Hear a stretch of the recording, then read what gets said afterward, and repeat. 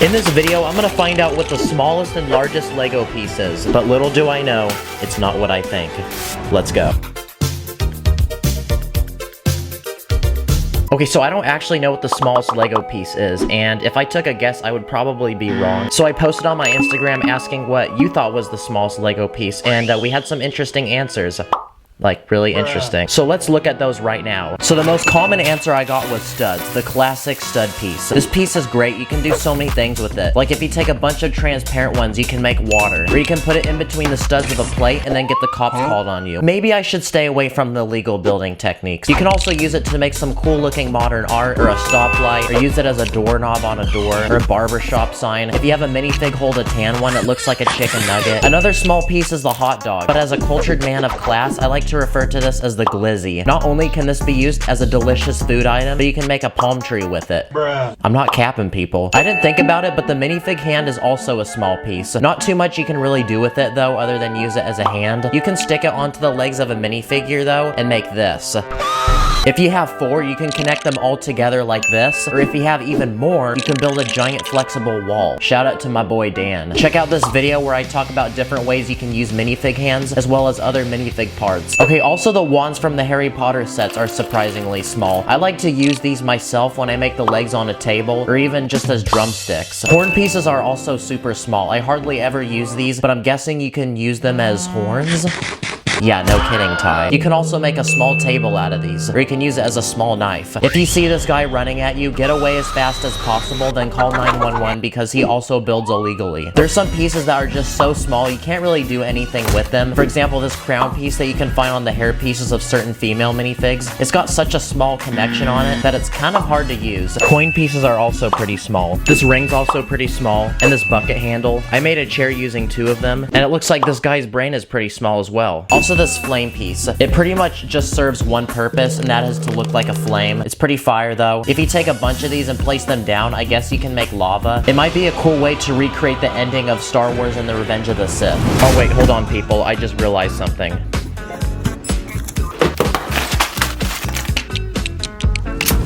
So I don't own this piece, so I had to find a set in Walmart that had it. Someone mentioned that the antenna pieces on Clone Trooper helmets are super small. I've got to say, this piece is so small that Lego gave me 3 extras. I can totally see myself losing this piece. And who would have thought I'd spend $40 on a Lego set just to review one tiny piece of plastic? But hey, at least now I have an excuse to own this set because I've been wanting it for a while.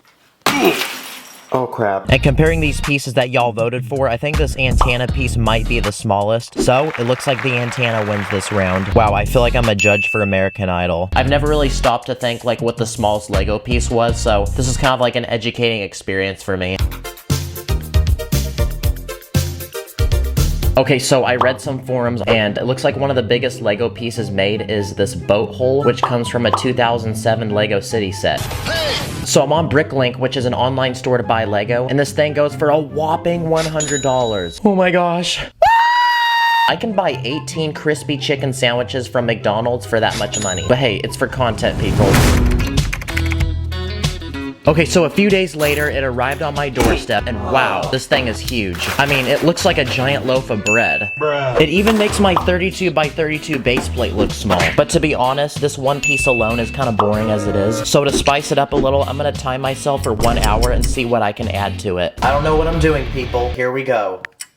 Okay, so as we're building this boat, let's talk about the sponsor of this video, which is Bespoke Post, a monthly membership club which delivers boxes of top-shelf goods from underrated brands. We're talking about everything from outdoor gear, snacks, to clothing, you name it. Pretty much you take a quiz, and based on your answers, you get a different box every month. And each box has around $70 in value, but you only pay a fraction of that price. Before it ships, you get a preview of what comes inside, so you can either keep it, swap it for a different box, or skip the month entirely for no charge. So basically, you're only paying for what you want. And almost all these products come from small businesses, most in the US. Here's 3 boxes I got. This first one is the Snap Box, which comes with a glow stick, square bag, and a waterproof speaker. You'll definitely hear me busting some fire beats on the trails with this thing. The Weekender box, and no, I'm not talking about the singer, because this one comes with a super high quality bag. And lastly, the Stealth Box, which comes with a money clip, pill capsule, multi-purpose pen, and a pocket knife. I feel like I can sign a record deal and look so cool with this pen. To get 20% off your first box Softbox, click the link in the description and enter Bricks20 at checkout, or go to bespokepost.com/Bricks20. Back to the video, people. Okay, so 20 minutes in, I wanted this boat to have cargo, but not like the ugly shipping containers from the set, so I quickly speed ran to Target, grabbed a Speed Champion's car, assembled it, then added it to my build, and that wrapped us up.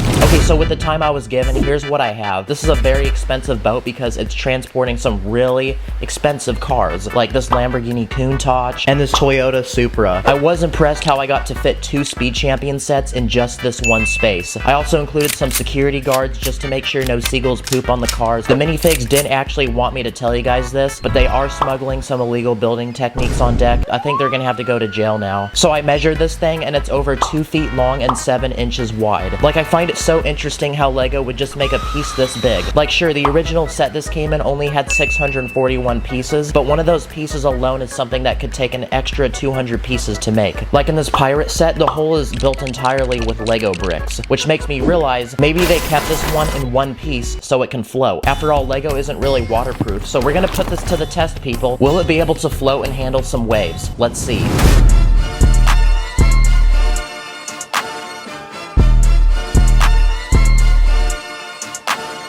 Okay, so that did pretty well. Now let's try putting Yo Mama on it. Oops, looks like it sunk, people. Now let's compare it to my small canoe. Impressive work, LEGO. You gave the fans a functional boat. I like that. I know it's bad luck to have a ship without a name, so I say we name her Usain Boat. What are you looking at? Nope, I shouldn't be making those jokes until I'm in my 30s and I have 2 kids. So how about just Da Boat? Has a nice ring to it.